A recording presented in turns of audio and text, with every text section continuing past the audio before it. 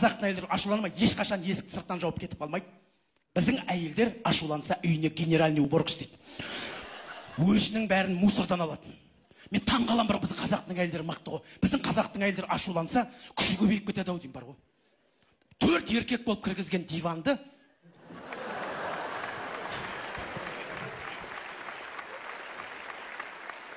бір өзі бар ғой, қалай қозғалып тастаған бар білмей қаласың. Шетінен барып көмектесең, кетші бар дегенде жауып кетесің.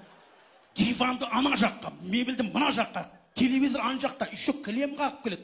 Көрдің бе, үйдің ішінде перестановка істеп тастайды ғой. Бір әйел ашуланса, үйдің ішінде перестановка істеп тастайды. Жақында көп балалы аналар көтерілді ашудан. Үкіметке перестановка істеп тастады қалқаған.